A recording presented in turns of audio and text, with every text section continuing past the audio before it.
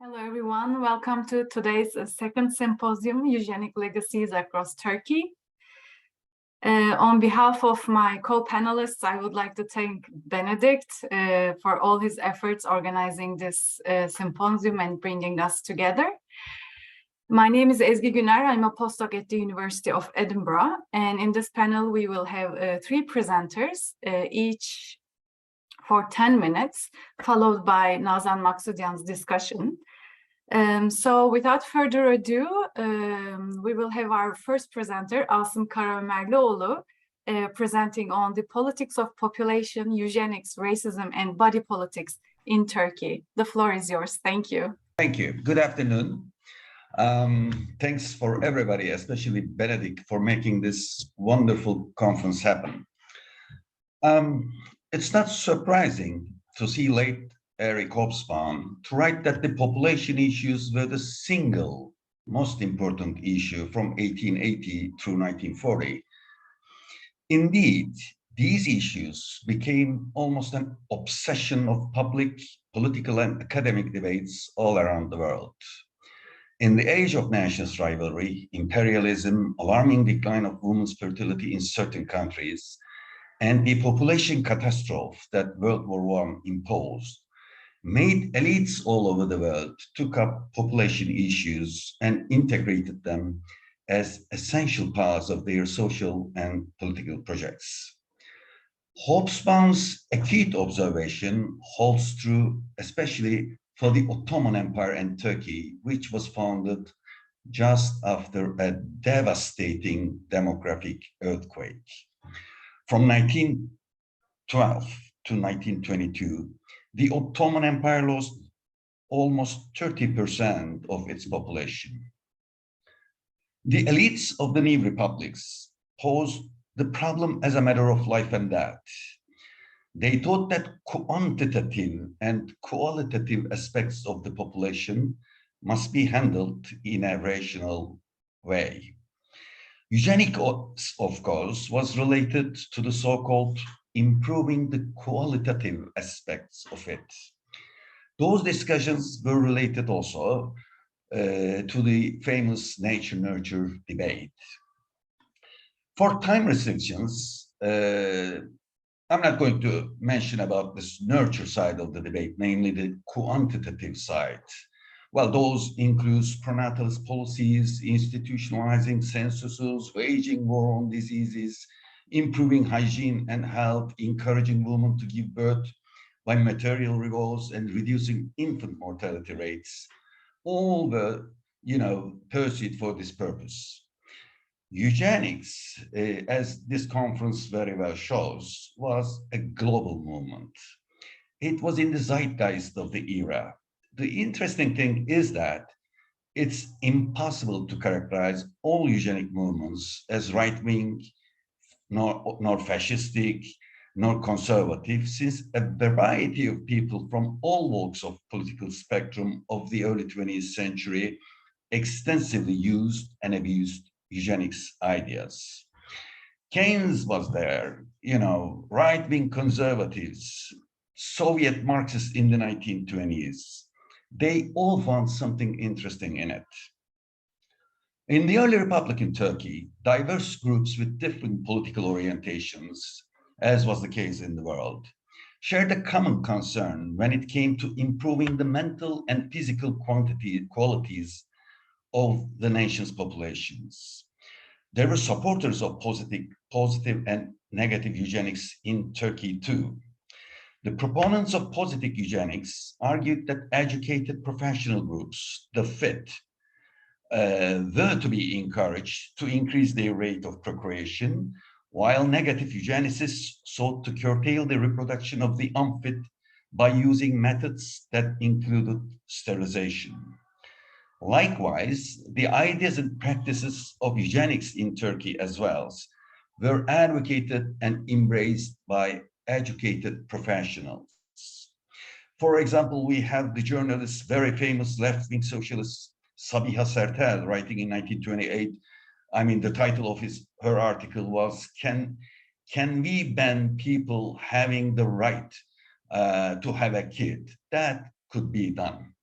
But most of all, of course, physicians were very much interested, like Masar Osman and Fahrettin Kerim and many others. They were very much interested in eugenics. In 1938, for instance, the Seventh Congress of the Physicians was entirely devoted to eugenics. After all, it was the collective health rather than individual freedom that mattered, an approach, of course, reflecting the zeitgeist. Well, eugenicists in Turkey wrote a lot about marriage, family, women, children, and that sort of things. Especially marriage was very important. They argued that the question of population increase cannot be left solely to the wish and pleasure of individuals. Because who get married with who makes the difference, they thought. For the genotype of individuals, marriage was, of course, seen very crucial. Marriages, they argued, therefore could not be trusted simply to the wishes and freedom of individuals. In Turkey, the idea of eugenics was very influential among the professional elites. It inspired many laws, particularly those relating to fertility and marriage.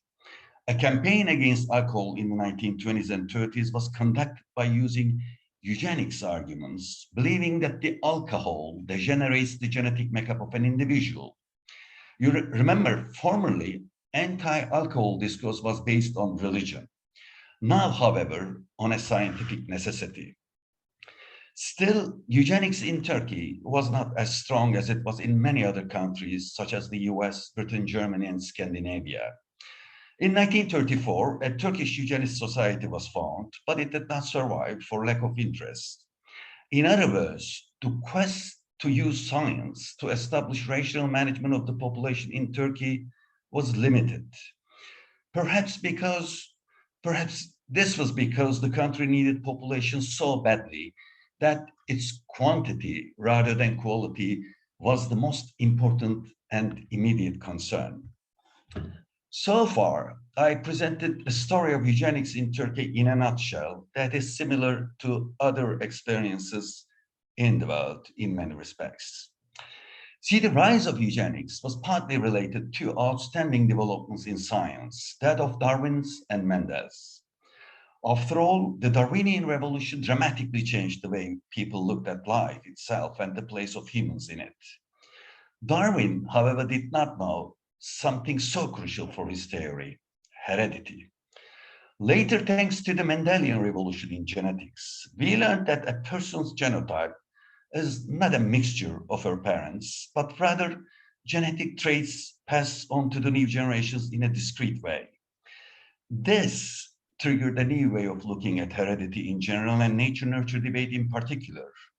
The Mendelian interpretation was pessimistic in the sense that whatever you do in the sphere of nurture, the genetic traits still would not disappear.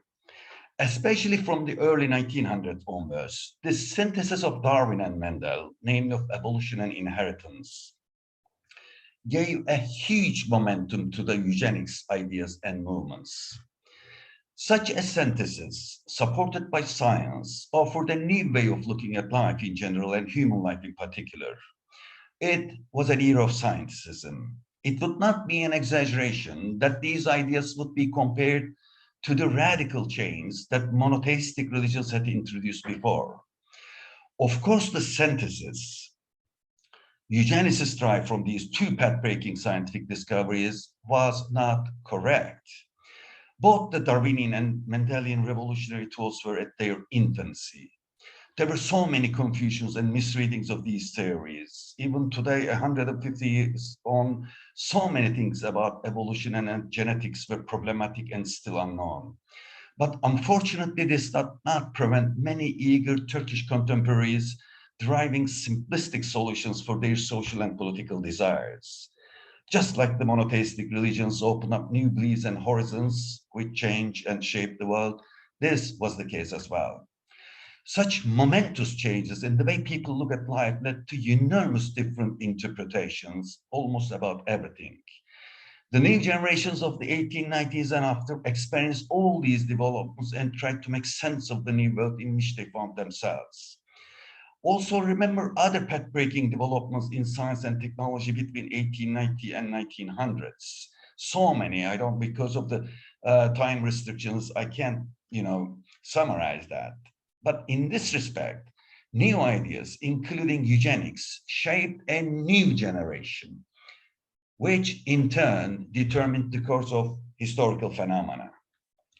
Therefore, all these can be telltale signs of an emergence of a new generation. The politics of population in its eugenic form brings us to the significance of generations in world history. For me, as a historian, understanding zeitgeist of the time and the emergence of a new generation that we call the Young Turks is of great interest. Before finishing, let me talk about social Darwinism. Even today, eugenics and social Darwinism are often used interchangeably, ignoring the huge differences between them. Social Darwinism was a laissez-faire inspired solution to social issues.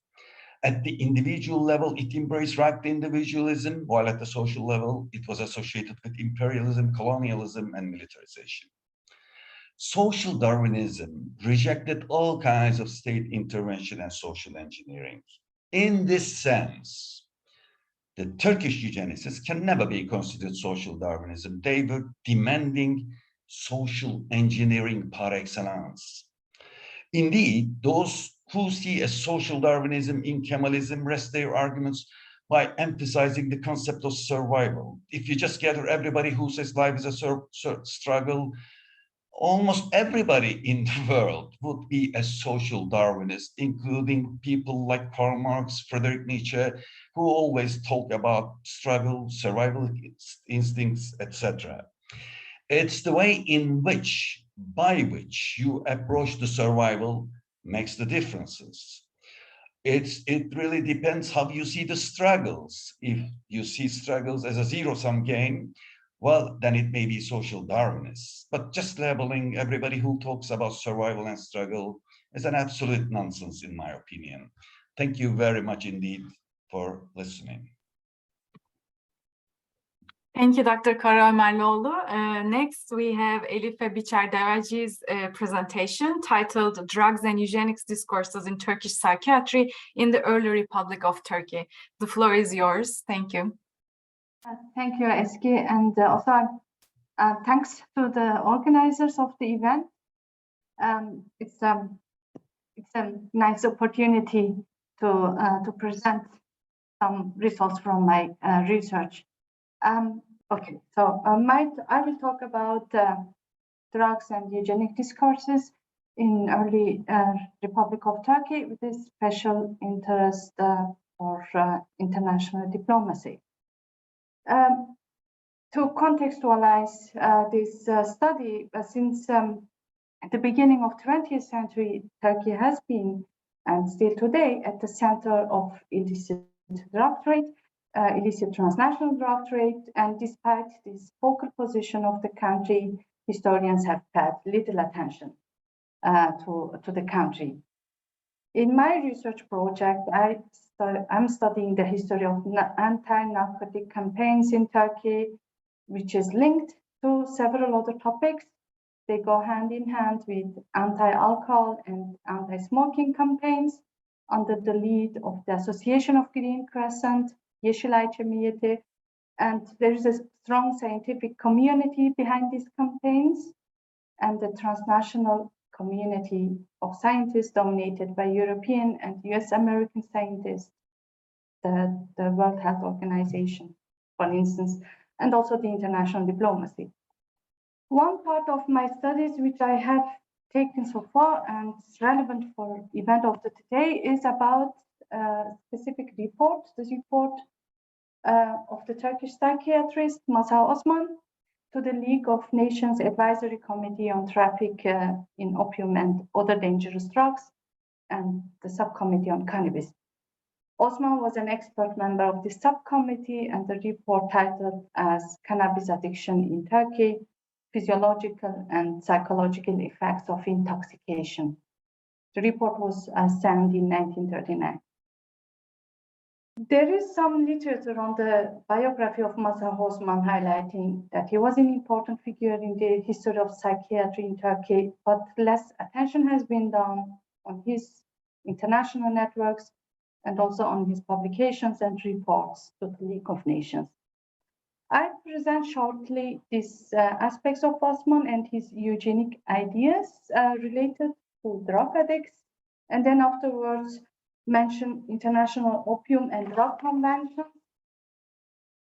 and the relation of Turkey to these conventions and the membership of Turkey in the League of Nations to show the relevance of the report for the history of eugenics. So to the person of Mazhar Osman. Mazhar Osman is was not only a leading figure in the psychiatry discipline in Turkey, but also the leader of the anti-alcohol movement in 1920s, 1930s in Turkey. He was the co-founder of Yeşilay Cemiyeti and the editor of its official journal, İçki Düşmanı Gazete, the enemy of alcohol Gazete. This association sought for the ban of alcohol and with the years broadened its agenda to fight against all kinds of addiction, including drug addiction. And to the career of Osman, he studied at the Military Medical Academy, and in 1908 he traveled to Berlin and Munich in Germany to study neurology and psychology under the supervision of psychiatrist Emil Kraepelin. After his return, he became the head doctor at Haydarpaşa Military Hospital, the clinic for psychiatry and neurology. And during his career, he was active in promoting the acknowledgement of madness, delilik, the Turkish term, as a psychological illness, and published about it for the broader public. In his understanding of addiction, particularly, and also alcoholism, and generally eugenics, he was influenced by the German psychiatry and mainly by teaching of Emil Kraepelin. When he arrived in Munich, Kraepelin was a widely famous professor with his research on the effects of alcohol on the psychological well-being of a person.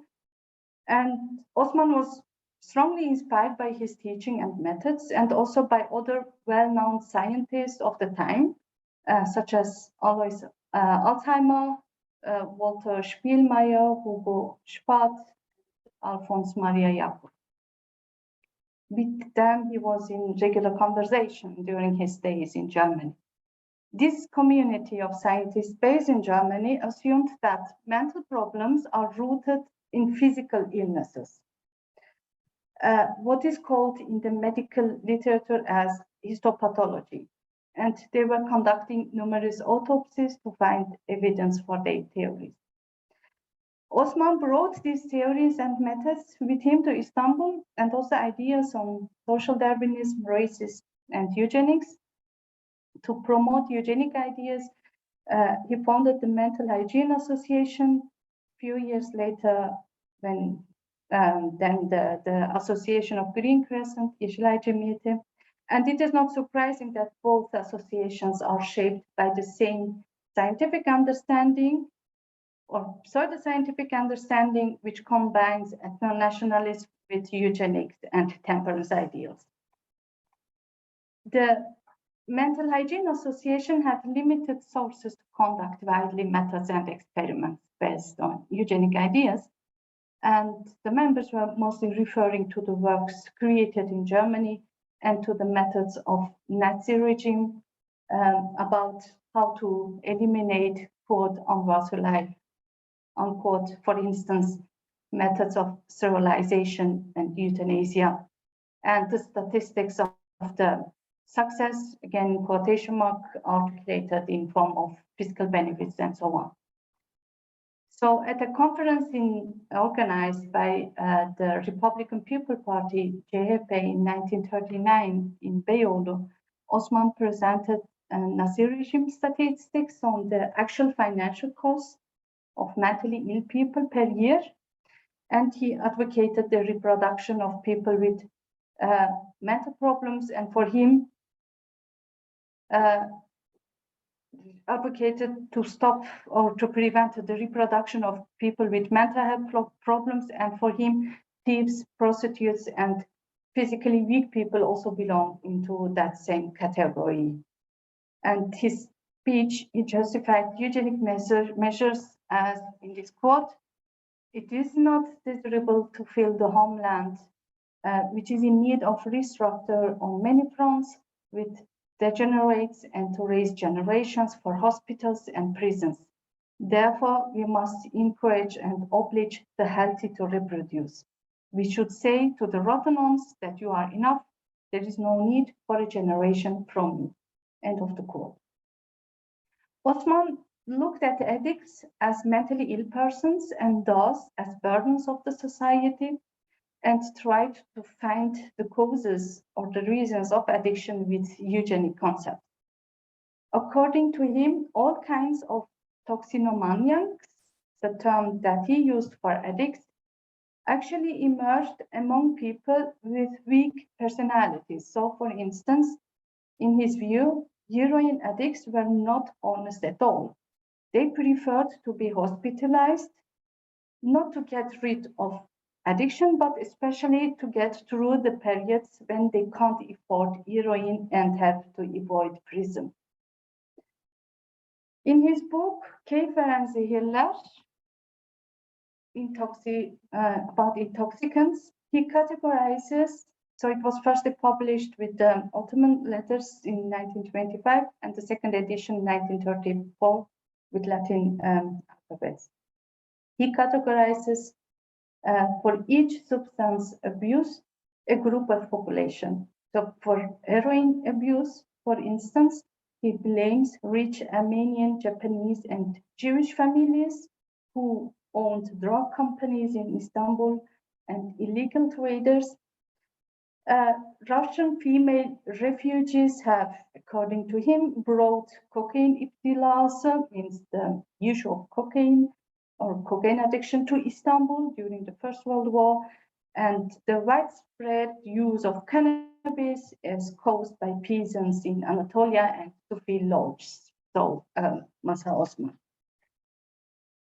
In his report to the League of Nations, he attached portraits of clients of the hospital as evidence for his statement in the report. And here he emphasized his idea about Sufi lords or dervish tekkes of being responsible for the spread of hashish addiction. I have a quotation here. Okay, the tekkes were the quotation, the tekkes were the heretical creation of a small number of reformers anxious to escape from the austere precepts of the Muslim faith. At the end, they became hotbeds of corruption dominated by hashish addiction and homosexuality. End of the quote. So why is this report important for the history of eugenics? I think it shows us clearly the links with international power relations and diplomacy. Before the time when Osman became engaged as a scientific expert for the League of Nations Advisory Committee, there have been several international opium conventions, since the beginning of the 20th century. The first international opium convention was in 1906 in Hague. The Ottoman state refused at that time to participate and to ratify these conventions. And also later, the Republican state refused to implement measures of opium production restriction as ratified with the Lausanne Treaty in 1923, and then later again with Geneva Convention in 1925. The reason of this rejection was the economic dependence and the financial benefits of the state from the opium production and trade. However, I assume that it was the issue of the rocks which was decisive for the membership of Turkey within the League of Nations. Once in 1932, when Turkey was seeking for admission to the League of Nations, so I'm a bit over time. May I have 2 minutes? Is that good? Okay, so 1 minute is good. Thank Okay, you. thank you. So once in 1932, when Turkey was seeking for admission to the League of Nations, the Turkish state decided to take all measures to dismantle drug companies and suppress the drug trade. And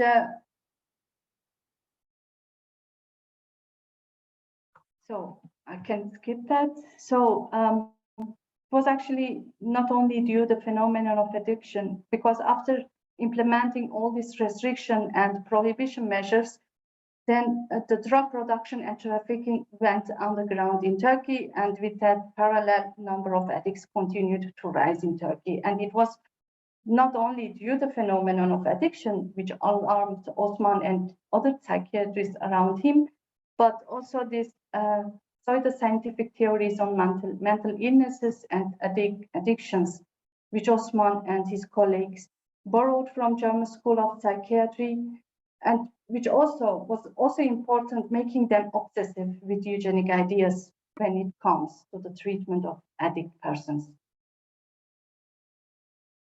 Thank you so much for your very interesting presentation. Next, we have Layla Prager, and the title of her presentation is Failing Genetic Counseling Programs, Mediterranean Anemia and Ethnic Stigmatization in Turkey, Consanguineous Marriage and Religious Identity Among Arabic-Speaking Alawites. And the floor is yours. Thank you, Dr. Prager.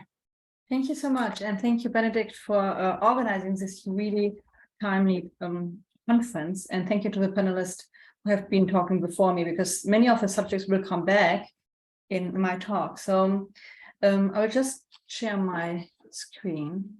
Okay, from the 1980s onwards, the Republic of Turkey has launched a public campaign against local practices of consanguineous marriages, the alleged genetic risk of which are continuously propagated by the media and by the state institutions, including public schools, hospitals, and medical scientists.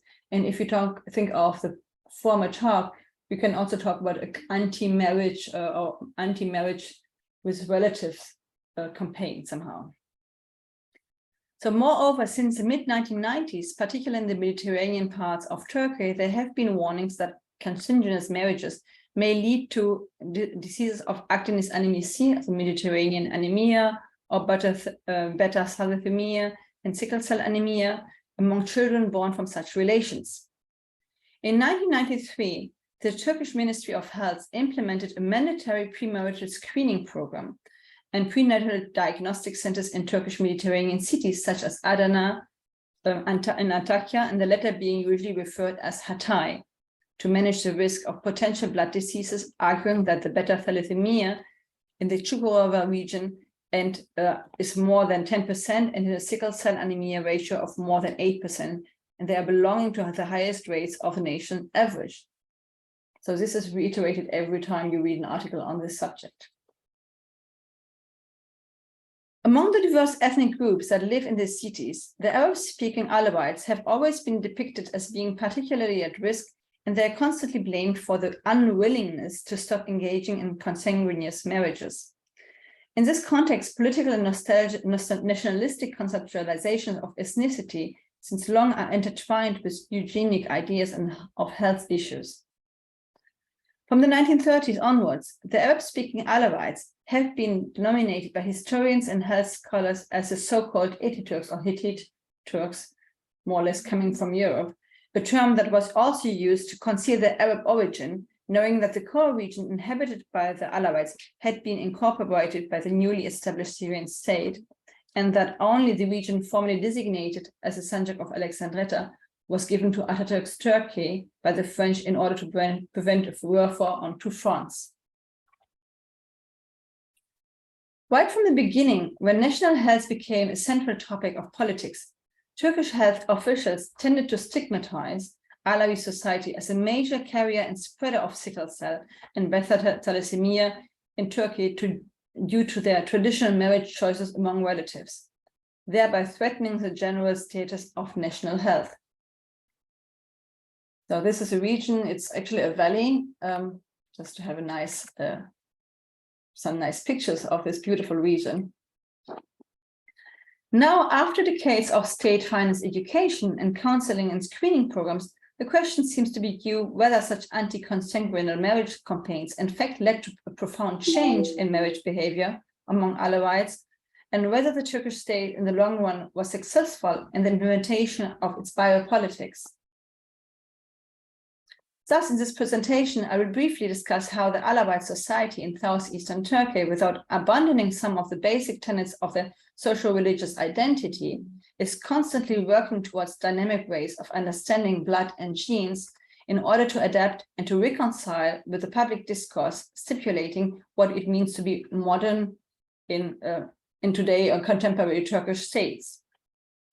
Secondly, I will discuss how health programs supported by scientific research in Turkey employ modern biogenetic concepts not only for the benefit of public health, but also as a means of governmentality and surveillance in order to monitor ethnic and religious minorities and stigmatize those who do not seem to fit within the overall framework of the national precepts in terms of socially and religion.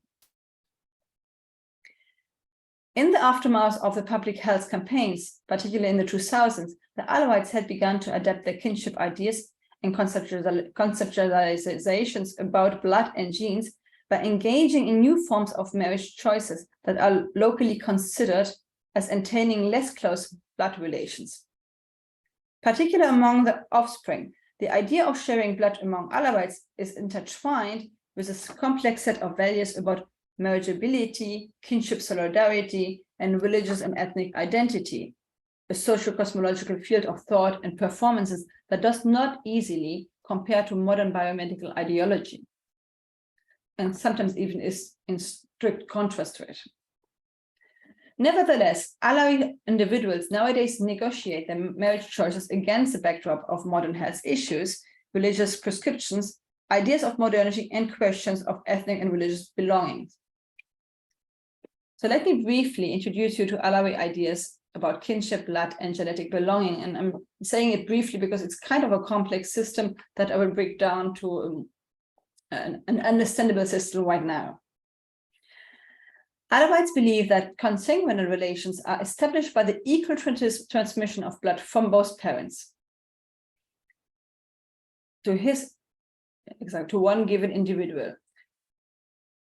Due to this equal transmission of male and female blood or genes later on, a given individual acquires what the Alawi call resemblance to his or her parents and to his or her parents' siblings, a resemblance in physical sense and in terms of personal traits. So we're really talking about physical traits in the face, for instance, or the body size and so forth.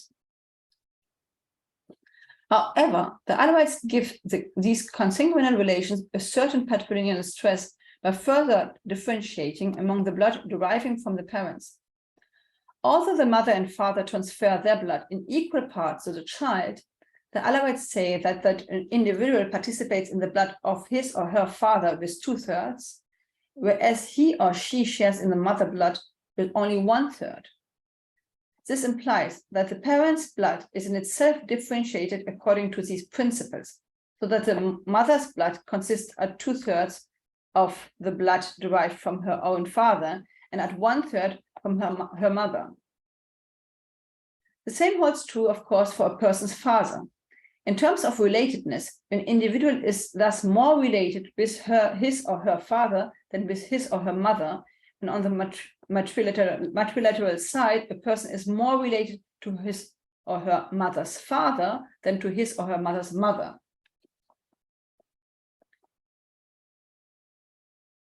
And I give you the example of how beta thalassemia transmission is explained to Alawites, and where there's a contrast actually between their own ideas of patrilineal stress of genetic transmission and the idea that is given by schools or by the hospitals to them.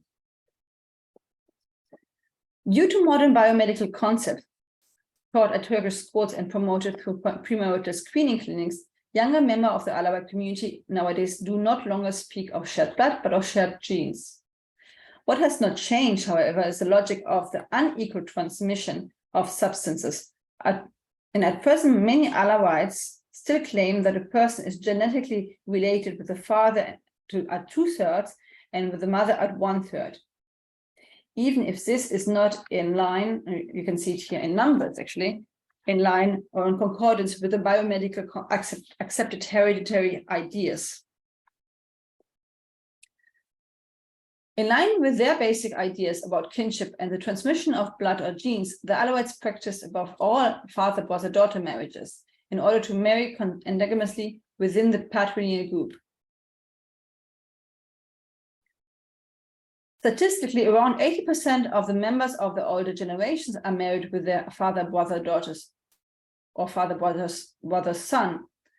And under the impact of the Turkish health campaign, however, this marriage pattern changed radically. The majority of the younger Alawi are nowadays practicing mother-sister's-daughter marriages.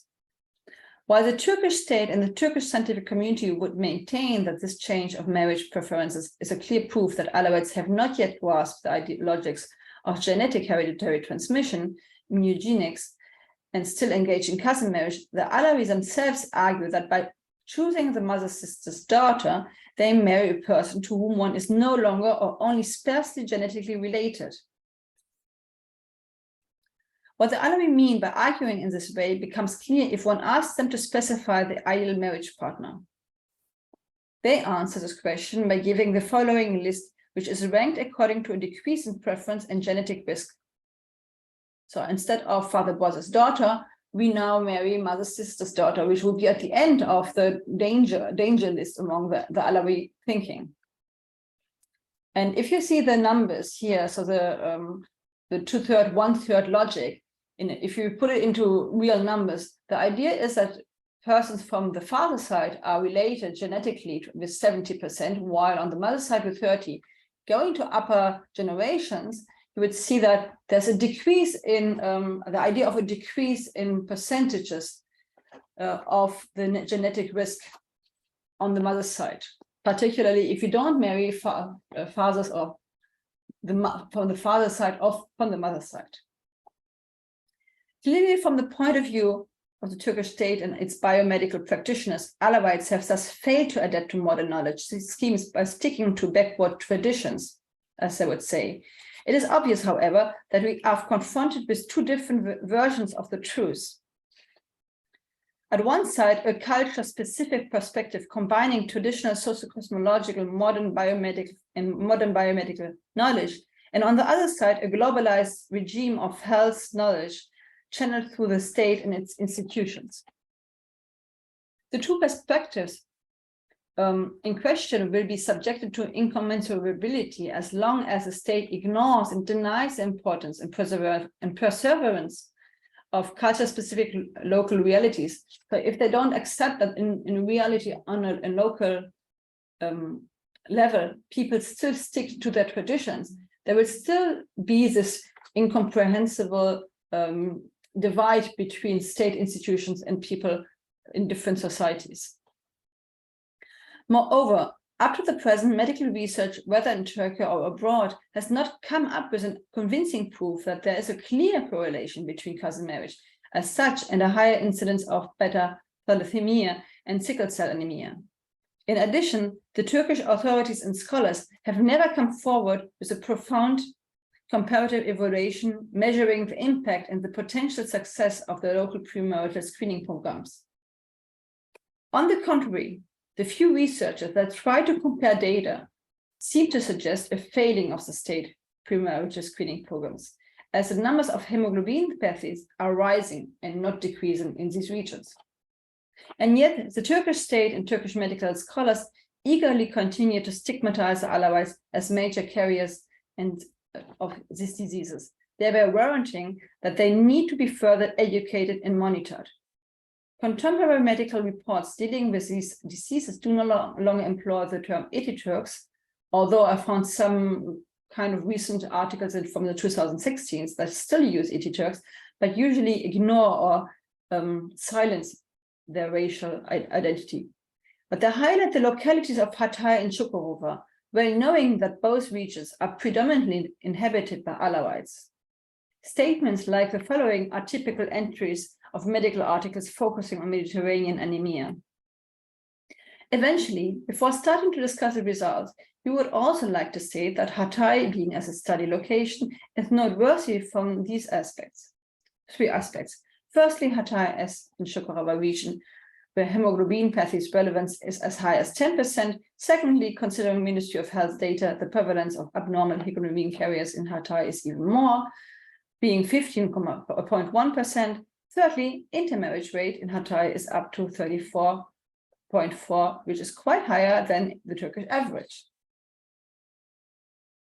The persistent identification of these localities and the populations as constituting major threats to the national system of public health, without being actually able to present reliable comparative evidence, implies that such discourses actually are less concerned with national health issues as such, but serve as a technique of a governmentality aiming at stigmatizing of the Alawites, the latter being considered as differing strongly from the Turkish majority society in terms of culture, religion, and tradition in general.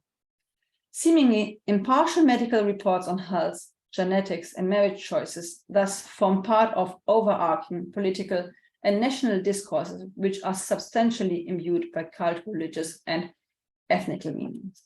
Thank you so much. Thank you, Dr. Prager, for your presentation. Now we're going to have Nazan Maksudyan discuss the papers. So I decided to ask like 3 general questions to all of the participants. I mean, instead of like asking specific questions to each and every one of you. First issue that I think very important, and then you could all engage with, is this idea of legacy. You know, the title of the today's conference is, as we know, Eugenic Legacies. So what do we mean here? You know, what is the temporality? Do we mean that there are still living with us? I mean, from what we have heard in the last paper, it's obviously not over. And I also know that Elife is also taking his research to present day as well. So I think one issue to discuss is the temporality issue, is that it's not something over, but it has a legacy and it has afterlives in today's discussions in the Middle East. So I think one thing that we can all engage with, I mean, maybe one of you or a few of you can say a few words about this long-lasting legacy of eugenicist ideas. The second issue that I was thinking is that the history of eugenics, racial sciences in Turkey is mostly done through state perspectives. So no, actually, we do it 2 ways. There's a research on state discourses, you know, what was being said in regulations, in state documents, in the, you know, discourses of the statesmen, etc. So we have this like state logics of eugenic thinking. There's now more research on scientific discourses. I think, I mean, both Elife's paper and Layla's paper are within this line. I mean, maybe you were there if you have listened to Elisa Burton's keynote. I mean, her research is also about this like scientific discourses of genetics, hereditary sciences, etc. So there's also this like scientific part of the issue. But I think it's also very interesting to try and see if it's possible to have more of a social history perspective to this eugenicist discussion. So I have read Masar Osman's writings myself a lot, and since he exaggerates so much, it's also fun read, you know, sometimes. But I'm also very curious about if there is work on those people who stayed in these hospitals, you know, I mean, if there's a way to hear the voices of his patients, so to say. I mean, it's difficult, or, you know, the voices of those whose marriage was refused, you know, who could not get the marriage certificate to get married. So this kind of like the lived experience of people under these regimes is very interesting, I think. So this was the second issue, you know, is it possible to have a social history of eugenicist thought?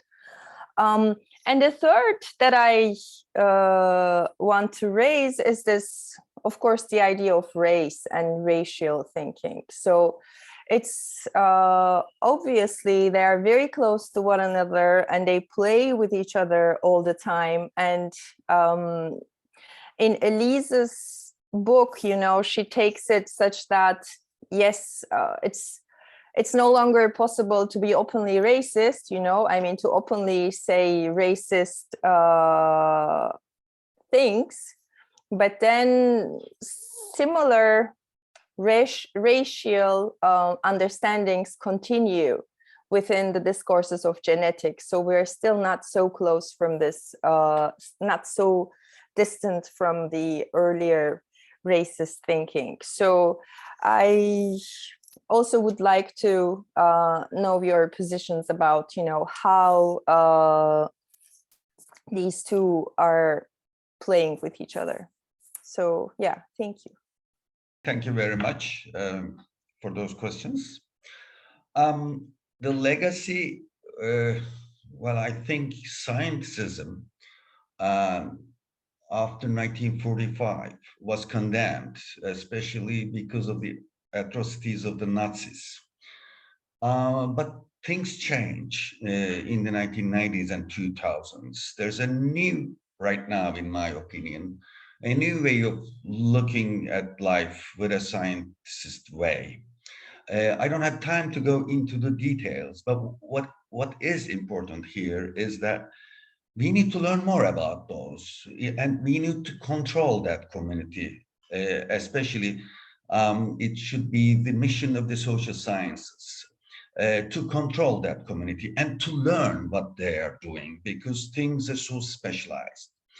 And the legacy, one legacy, of course, is marriage screening continues, but it continues everywhere, almost in many countries still. So it's just, you know, just we cannot just condemn this genetic screening just because it was done for, you know, quote unquote bad purposes. So it's a very difficult question right now, but eugenicist ways of thinking right now, with the developments of the recent findings in genetics, can be much more dangerous. And that, in that respect, we can say that.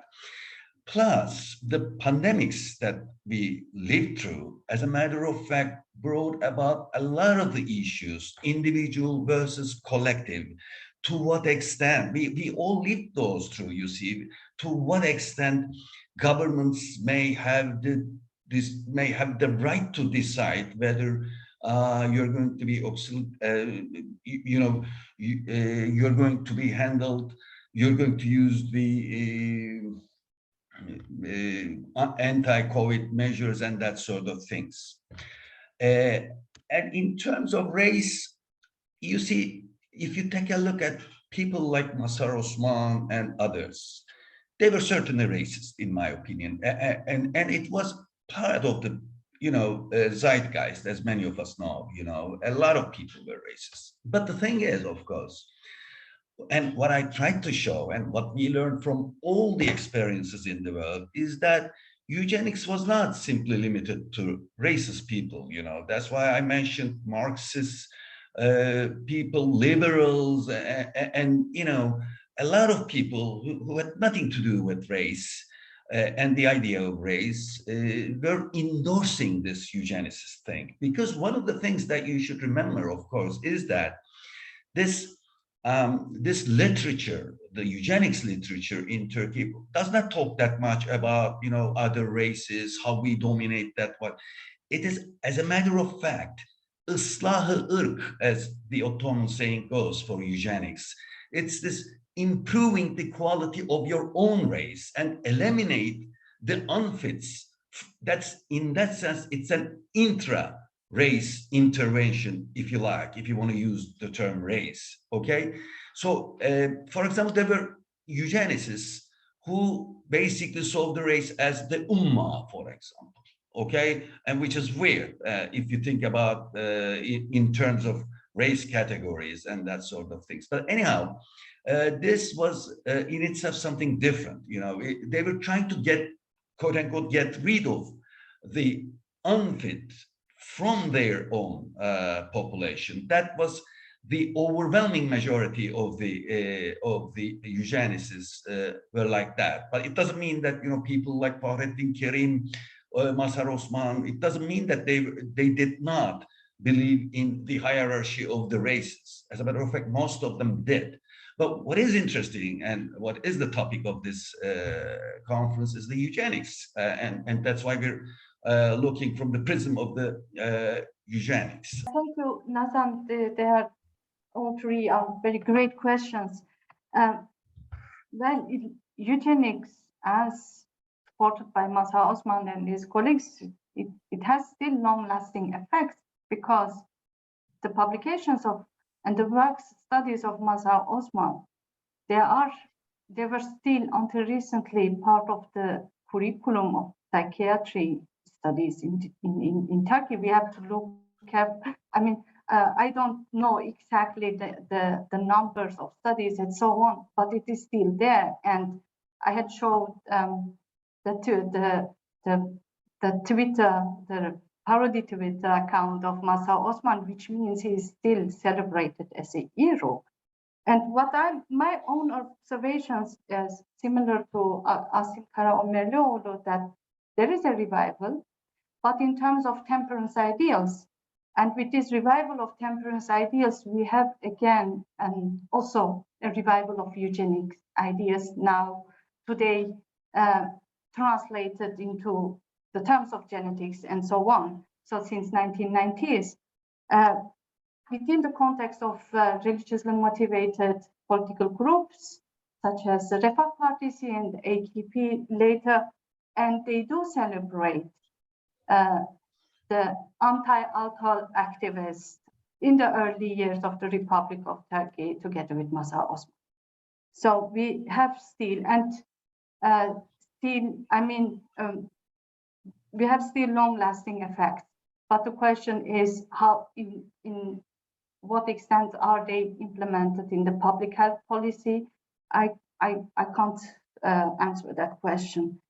And to the second question of, we have a state-focused history narrative. We have a narrative based on dominating people in the history. And what about the voices of clients, for instance, of the hospital of the psychiatry? But I have only these photos. I have only the quotes from Mazhar Osman, and the question is, how is he? What is truth and what is exaggeration about him? And I hope somewhere I will come across echo documents of addicts, of former addicts, how they, in which they describe their own experiences or their own dealings emotionally, physically, and so on, with all these different kind of treatments. But this is an open question, and I think it will have certain potential. And the idea of race, where I don't exactly remember the question, what was it about? Maybe if you would repeat your question related to that. I can, but maybe also Leila can answer this one. No, it's just for time. I meant, where is race in it, in eugenicist thinking, And Asim was saying eugenicists are not necessarily racist. And many of the examples he was giving was that, you don't have to be a racist kind of thing. So my question is, also in terms of the program, the conference series, not only on the Middle East, but there was another conference on Latin America. I think for all this discussions of eugenic legacies, we also need to discuss race as a central component. And I was asking your point on that. Maybe I don't need to answer legacy, since you both have done so much. So I could just begin with race and come back to the question of the client somehow. So I would say that race is still very much part of it, even if, as I alluded to it, within the text, maybe in medical scientist text, nowadays you don't find so many allusion to race, but more to localities. But it's a silencing, and some, I think Maria Kramer, who has done her dissertation on this subject in the Alawites region, actually shows very well how by silencing a group, you also ignore their race. And I think that genetics are used from both sides. And I think I will just turn to the second question. So how do we find the different perspectives? Talking of the state, yes. I think the problem is that usually anthropologists don't really deal with genetics. We have a tendency, if we talk about medical anthropology, to look at addicts, at diseases like AIDS or viruses, and less to genetics, because people feel that they are not prepared to do so. My perspective was on how people actually conceive of this premarital counseling. And I can say that the Alawites actually all were in favor of it, because obviously nobody wants to be ill, and they are aware that this disease exists in the region, so they actually like it. And but you have ambivalences within the different groups. So on the one side, the state silences now the ethnic component, or maybe even the origin of the Alawites. On the other side, you have hospital staff from Antakya who would like to include ethnic naming within this in order to make it more clear that they actually are Alawites. So I think there's an ambivalence of using ethnic or racial descriptions, and it's depending on to whom you're talking, which context you're talking about. So the hospital staff, if there are Alawites themselves, would like to include Alawite or something which is similar sometimes, or would sometimes like not to include it in order to show that they're also Turkish citizens. So it depends on the situation in which they are, whether they want the race or the ethnic identity to be shown or not. But at the same time, by silencing, you don't really take away the question of race. So genetics exists, still are very much connected to race, but you won't find it as easily as you would find it in the older text, where people actually used race as a general word. And sometimes you can still find it in the articles, but it's very, very rare. So nowadays you have more the silencing or this description of localities, but it's still very much there, and from different perspectives. And as for the clients, in my case, the Alawites will have to ask a premarital screening in order to marry. If they would find out that they have homoglobinopathies, they're not prevented of marriage. So there's no, even if both partners would have homoglobinopathies, the mandatory premarital screening doesn't mean that a marriage is prohibited after that. So technically, people can choose on the ground of the information.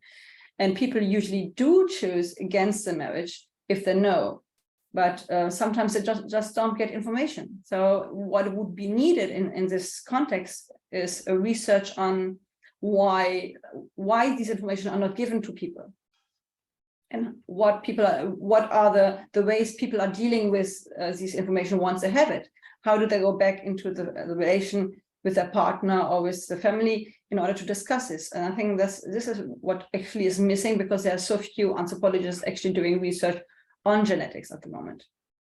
But yeah, so I believe that it's a question of different disciplinary approaches to the research. So if you have more historians, then you have more information on how the state has reacted, because these are the data that you actually have.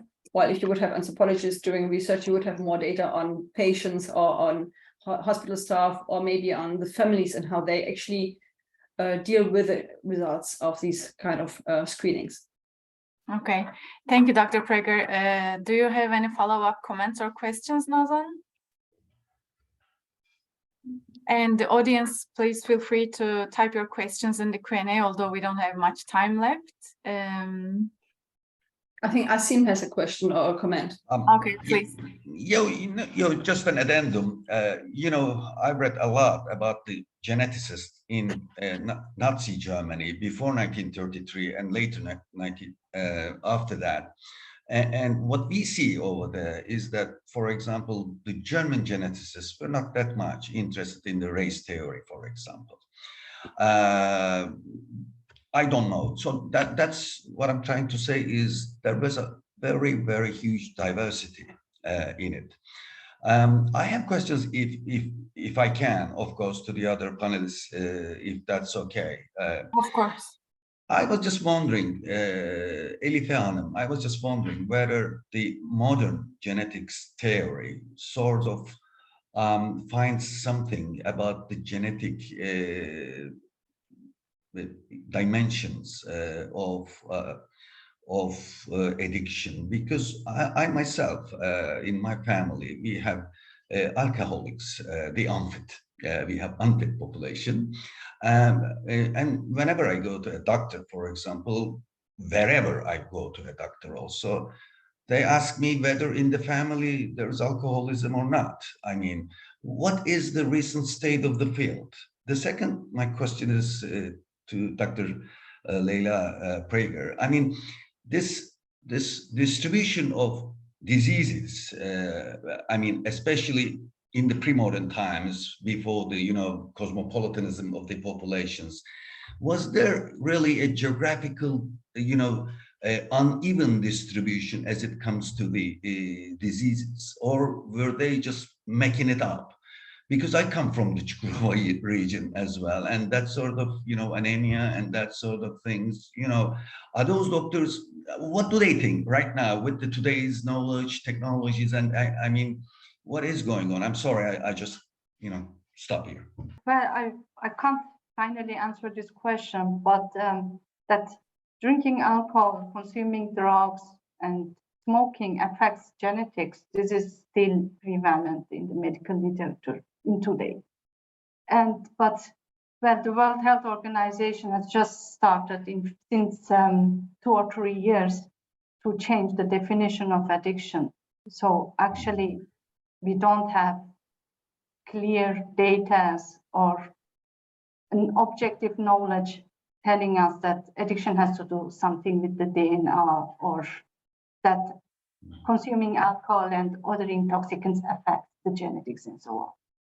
So the phenomenon of addiction is not a clearly defined phenomenon.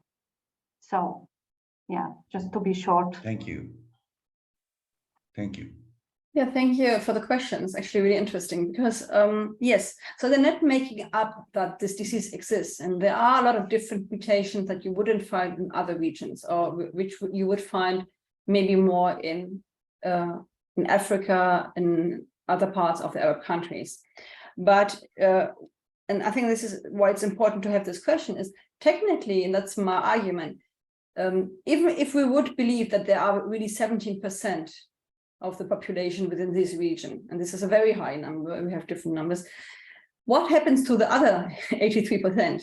They're not in this region. So why do we have this extremely high numbers of articles focusing on Çukurova and Hatay? Why do we have these centers there and not in other parts? So we have another center in Mersin, which is also the same region more or less, in Antalya. So my argument is, instead of only focusing on this region, and now they have become so prominent that even if you look at thalassemia research in Iran, in India, everybody is actually referring to Hatay, although they don't even know where Hatay is, because these are the regions where there have been so many different researches done again on these mutations, and they find new mutation all the time, but they would find mutations in other parts of Turkey too. But I believe that this targeting of this region as one of the central region actually puts the stress on this disease in this region beyond its actual relevance. It doesn't mean that it's not a relevant disease, and it's a problem, obviously, for people that have this disease, and people are aware of that. But within other parts of Turkey, you have also mutations. And as I have shown before, this Mediterranean disease is actually around all the Mediterranean. And there are theories that actually allude to the fact that regions where malaria was actually important has led to this kind of disease. So I think we really need to understand that this disease exists in this region, but not only there. But by focusing all the time on them, we believe that they are the carrier and spreader, although they're not even 17% of Turkey having this disease. So there are 83% somewhere else. But can I ask, but isn't it true that geneticists, doctors, physicians, you see, choose places where, you know, interfamilial marriages were, you know, widespread, and that isn't it true that, you know, there at the extremes can be seen much more clearly? I'm just ignorant about the issue, but just that came to my mind. Exactly. If this would be true, we would have one research, and we don't have one that actually shows the connection between intermarriage and this disease. So what is actually really missing is a research, and that's why I'm saying that cousin marriage per se doesn't lead to genetic defects. If you have a very healthy society, and you all know that, without any mutation, then it wouldn't, you could even marry your sister technically, and you wouldn't have a defect. So what has never been done for this region is to show that because they have particularly many intermarriages, and I think it's not even true for Çukurova, it's more true for the Hatay region, and it has changed over time. If you would have this connect really to show consanguineous marriage actually leads to this kind of disease, then I would be completely fine with it, but it has never been done. So they just chose this region, assuming that they would do more consanguineous marriages than, for instance, in parts of other Kurdish cities or other Turkish cities. And we all know that in villages within Turkey, we still have different kind of cousin marriages, not only in this region, but also in the center of Turkey, or among the Laz on the Black Sea, for instance. We do have cousin marriages nearly everywhere in rural area, but we don't have researchers that actually show any correlation between this and this kind of disease. Okay, thank you so much. We don't have a question, but a comment by Aliza Burton, and she says, excellent panel, thank you so much for this discussion. I agree with Laila that, okay, now it's under the answered, okay. I agree with Laila that oral histories and social anthropology work might be the best way to trace the kind of social history Nazan has asked about, very hard to access from texts, archives. Frances Hasso has tried the oral history approach for Mandate Palestine. Thank you for your comment, and wrapping up, maybe I can say a few words in response to Nazan's discussion. So in relation to the perspectives of those who were hospitalized, in addition to the state perspective or the perspective of the professionals, maybe it's worth mentioning Fatih Artvinli's work that comes out of the hospitals. And in terms of legacies of eugenic thinking and practice, maybe the question is to ask, for example, for Dr. Kara Ömerlioğlu's case, how are those population issues, as you mentioned, speak to the pronatalist policies of the Justice and Development Party today? Or in Hatay, one of the largest populations of Syrian refugees today are based in Hatay. So how are ideas about kinship, marriage, and familial relations, they play out in the context of Alawite refugees from Syria in Hatay? And yeah, these histories and their legacies, how do they play into these relations? Thank you so much, everyone, for your contributions, and we look forward to the third panel.